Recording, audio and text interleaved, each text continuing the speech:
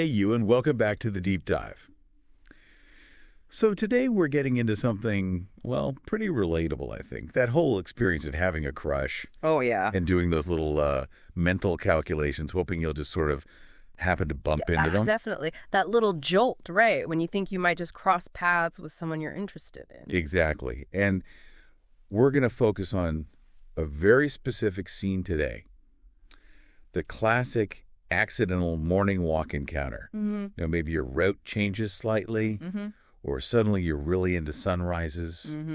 All because, well, maybe they are too. And we've got this great source material to dig into. It's a podcast script, actually, called Morning Walk with Crush. Right. And it's just filled with these light, funny, totally recognizable stories about this exact thing. It's kind of like lifting the veil on the secret hopes. And let's be honest, sometimes the slightly silly lengths we go to for these maneuvers. Yeah, the maneuvers. So that's what we want to unpack. Why does this specific accidental meeting feel so, I don't know, appealing? What actually happens when it works out or doesn't? And get a feel for what it's really like for people. Yeah. We're aiming for a really warm, kind of playful chat here. Something you might find yourself nodding along to. Okay, so let's get into it. So this whole desire for an accidental meeting. It's interesting, isn't it? It kind of says something about how we approach maybe potential connections. So, Well, it's like testing the waters, but without all the pressure of like a planned date or something. right. Low stakes. Exactly. The casual vibe gives you a bit of cover almost, less fear of outright rejection because, hey, it just happened, right? Coincidence. That makes total sense. Yeah. The ultimate low-pressure play. And, I mean, come on, who hasn't maybe adjusted their timing a little or their route? Oh, absolutely. I'll admit, years ago, I suddenly felt this intense need to become a jogger, despite zero evidence of prior athletic interest. Uh-huh. Let me guess. Purely because there was a chance a certain someone in my neighborhood was also an early bird jogger. That Morning Walk with Crush script really nails these kinds of efforts. The host in that script tells this brilliant, slightly cringy story Oh, yeah. about trying to look like a seasoned runner, but ending up totally breathless and like tripping over her own feet. Oh, no. Been there. Sort of. It just perfectly shows how we want to seem cool and collected, even when the whole setup is meant to look spontaneous. And it's not just trying to look sporty. The script also had a listener story, someone saying they pretended their dog needed a really early walk, like way earlier than usual. That's commitment. You got to admire the dedication. Totally. It just captures that little spark of hope, doesn't it? The things we'll do for just a possibility of seeing them. From a social science angle, you could almost see these planned accidents as a kind of, well, maybe soft signaling. Cough signaling. Oh. Yeah, like you're putting yourself nearby, signaling you're available, you're interested, but in a super low-key way. Ah, I see. It lets you gauge their reaction a bit without making a big, potentially awkward direct move.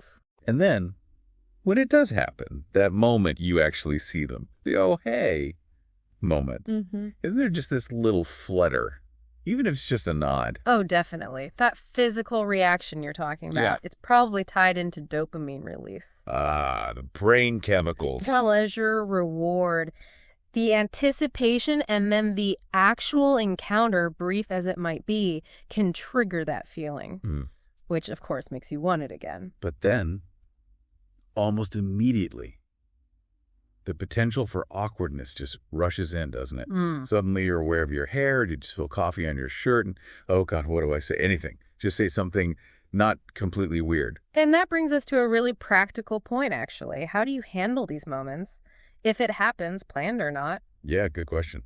The script, Morning Walk with Crush, it actually gives some solid tips. Basically, how to play it cool. Okay, play it cool.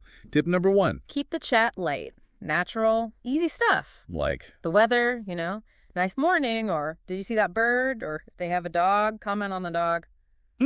Simple, unforced things. Right. No need for a deep life discussion at 7 a.m. Exactly. The idea is just to build a little comfort, low pressure. Focus on neutral stuff outside yourselves. It's an easy way in without either of you having to like reveal your deepest secrets immediately. Makes sense. Okay, tip 2.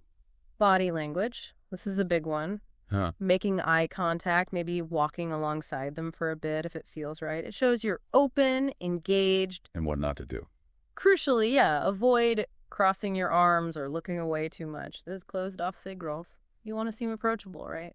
Gotcha. Open posture. Yeah, nonverbal stuff is super powerful, especially in those first few interactions. It just signals friendliness, interest, makes the other person feel more comfortable too, encourages them to engage back. Okay, and tip 3, there's a third one. Yep. Have an exit strategy, a smooth way out. The graceful exit. Important. Totally. Whether it's like, oh, I gotta get going, appointment, or even just, well, maybe see you around sometime. Have a polite way to wrap it up. Doesn't matter if it went well or felt a bit stilted. Good point. Don't let it drag on. Exactly. Leaves a better impression, keeps it feeling light, and leaves room for maybe another time, creates a nice positive feeling. And the host in that script added something really key too, didn't they? Yeah. About breathing. Yes. Just take a breath. And remember, your crush is probably just as nervous as you are. Oh. That's actually really helpful to remember. Right. It kind of levels the playing field. They're human, too, probably feeling a bit flustered by the unexpected chat. Take some pressure off yourself. Yeah, it really does. Okay, so let's talk about some real stories. The morning walk with crush. Script shared listener experiences, right? It did, yeah. And they really show the whole range of how these things can go, from amazing to, well, less amazing. So there were some examples. These personal stories, they just give you such a good window into how unpredictable it all is. Yeah. And the different ways things unfold. Okay, like? Well, there was this great one from someone called @MorningCupid. They talked about having these repeat accidental meetings. Mm-hmm. Building up. Yeah. Until finally the crush just playfully asked something like, so is this going to be our thing now? Yeah. Brilliant. Direct. Totally. And then invited them for coffee. And apparently now they're actually dating. No way. That's like a movie meet cute. I know, right?